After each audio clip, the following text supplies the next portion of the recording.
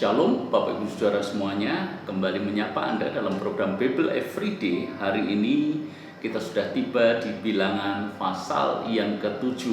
Bilangan pasal ke-7 ini terdapat 89 ayat, jumlah yang cukup panjang.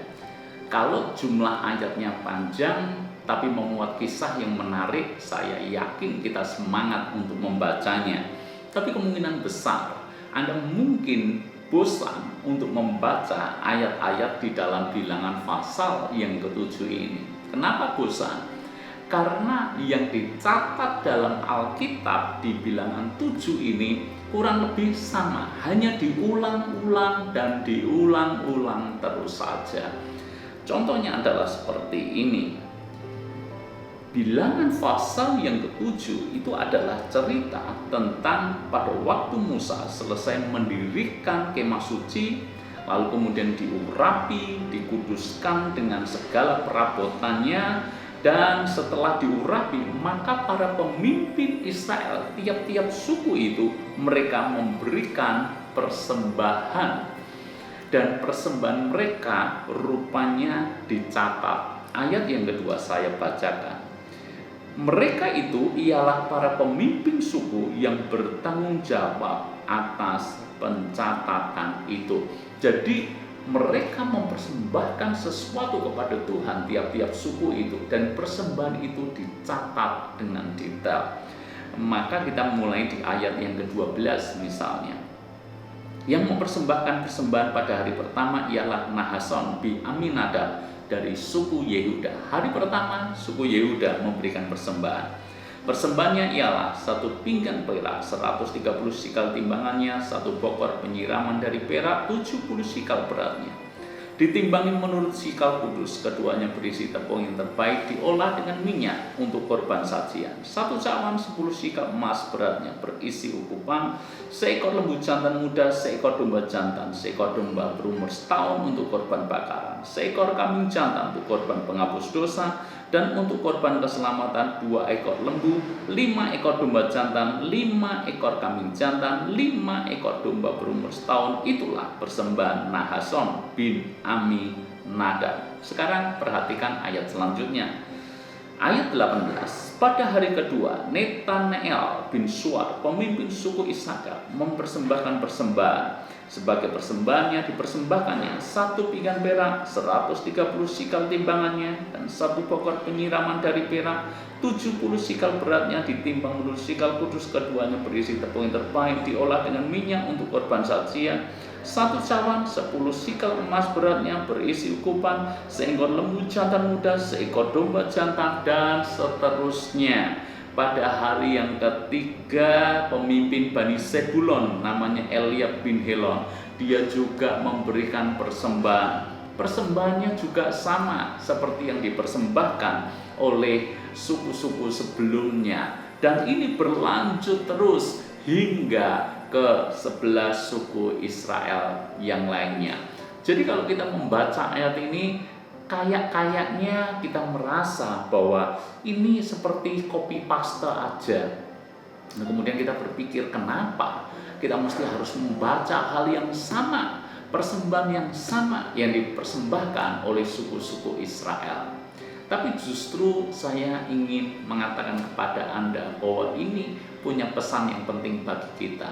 Pesannya apa? Ingat baik-baik, ayat yang kedua dikatakan mereka itu ialah para pemimpin suku yang bertanggung jawab atas pencatatan itu. Tuhan rupanya memberikan tugas kepada mereka agar setiap persembahan itu dicatat dengan baik. Kenapa dicatat? Karena itu bagian yang harus dipertanggungjawabkan. Dan karena dipertanggungjawabkan dan dicatat, maka dilaporkan seperti yang tadi kita baca. Memang terasa membosankan membaca ayat-ayat ini, tetapi message yang kita dapat adalah Tuhan ingin tugas sekecil apapun kita harus lakukan dengan sebaik-baiknya, termasuk melaporkan, mencatat secara detail. Ini membuat suku-suku yang lain juga mengerti bahwa persembahan itu dilakukan secara transparan. karena dilaporkan oleh Musa, disampaikan kepada seluruh umat Israel.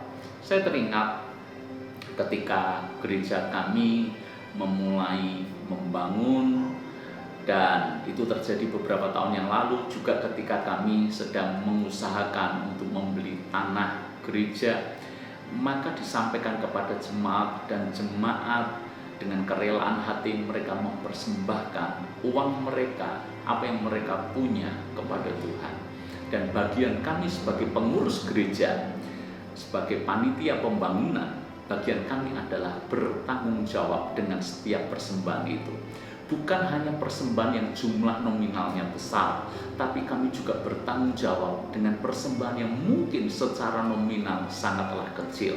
Tapi bagaimanapun juga kami catat itu dengan baik. Kami memperlakukannya sama, nominal besar atau nominal kecil kami perlakukan sama. Karena bagi Tuhan sesungguhnya memberi itu yang penting keluar dari hati. Kita tidak pernah tahu nominal kecil, padahal mereka mempersembahkannya itu sebetulnya dengan sebuah pengorbanan yang besar.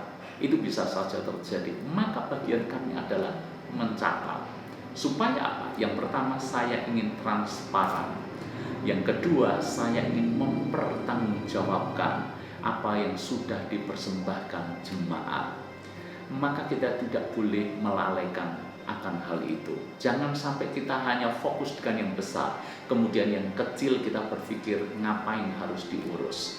Itu artinya kita tidak bertanggung jawab dengan apa yang Tuhan percayakan kepada kita semuanya. Maka apapun yang Tuhan percayakan kepada kita, mari lakukan itu dengan penuh tanggung jawab. Entahkah itu hal besar ataukah itu hal kecil.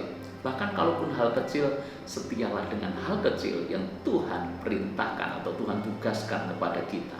Firman-Nya berkata, siapa setia dengan perkara kecil, maka Tuhan akan berikan tanggung jawab kepada perkara-perkara yang lebih besar. Musa, dia buktikan dirinya menjadi pemimpin yang bertanggung jawab, pemimpin yang transparan dalam segala sesuatunya. Mari kita belajar dari Musa dan dari bangsa Israel di Bilangan pasal yang ke-7 ini. Tuhan berkati.